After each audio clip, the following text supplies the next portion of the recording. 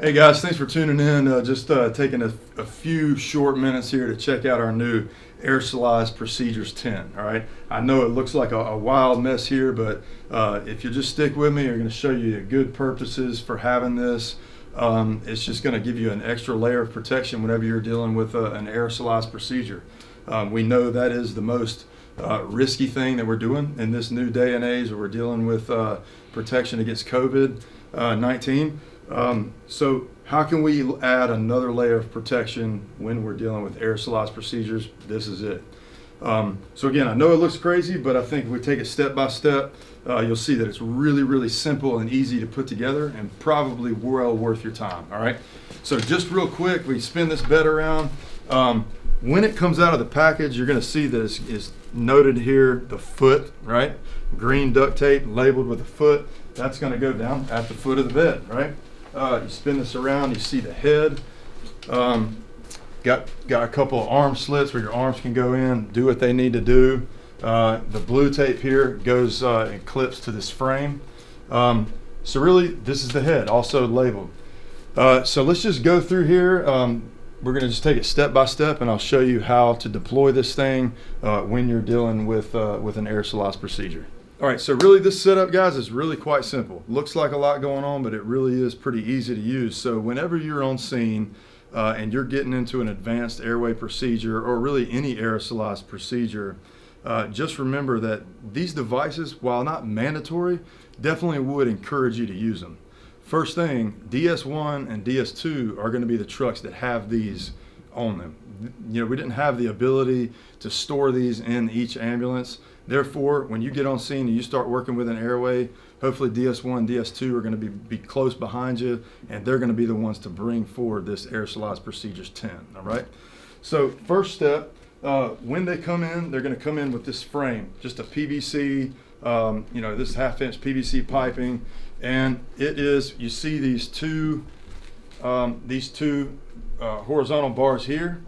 They're going to slide underneath the mattress, underneath the patient.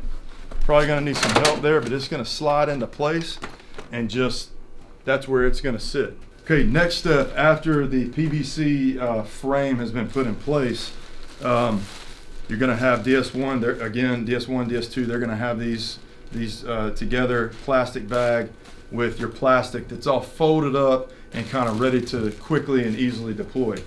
You're going to have several of these big alligator clips inside the bag. Make sure that when you're dealing with this, they don't go scattering. Make sure you maintain control of them so you don't lose them. You're going to need them, all right? So first thing, remember we talked about when you start to unfold this plastic, everything's labeled pretty much for ease of use, all right?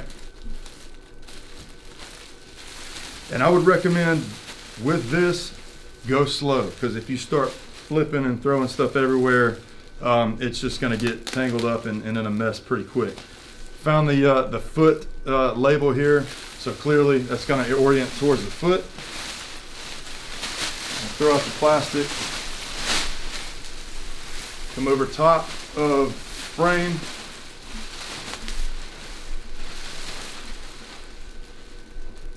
and orient it something like this, okay?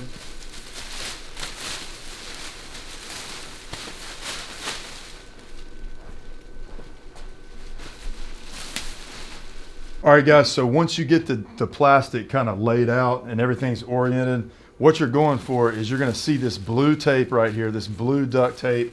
It's going to line up with these posts right here with the frame.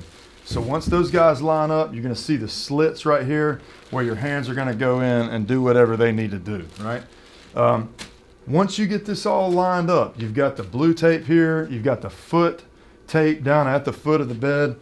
You're going to take the collection of clips and honestly just start clipping to the frame, okay? One at a time.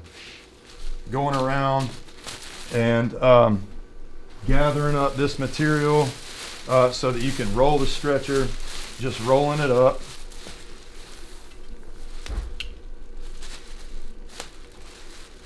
And clipping it where it needs to be so it doesn't get hung up under the wheels or anything like that.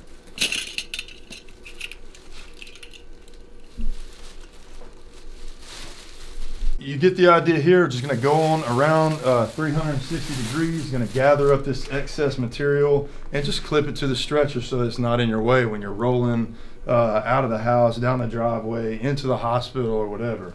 Just keep that excess from getting under the wheels and stuff like that. So now, again, just want to reiterate that this isn't a mandatory. We definitely encourage you that when it's available, and when you're dealing with an aerosolized procedure, since you know that's what puts you most at risk, definitely use these things. Use them. They're quickly and easily deployed. Just make sure DS1, DS2 are coming over to assist you. They'll bring it in, throw this thing over top, and it'll kind of contain that aerosolized procedure from the rest of the ambulance and the house and all the providers that are out here. All right, guys, and the last piece of this is that once you arrive at the hospital, you've got really choices. It's up to you how you want to deal with the patient, taking them into the hospital. The hospital is not really, they're not doing anything like this. So if you want to leave it on and take them on into the hospital, that's fine. That's up to you. If everything's nice and neat and clipped and not under the wheels and in an orderly fashion, man, just go ahead and go into the hospital. If you feel like it's kind of a gaggle and everything is everywhere and it's a mess, I'd recommend go ahead and take it neatly and orderly, take it off without shaking it too much, and just dispose of it out on the ambulance dock.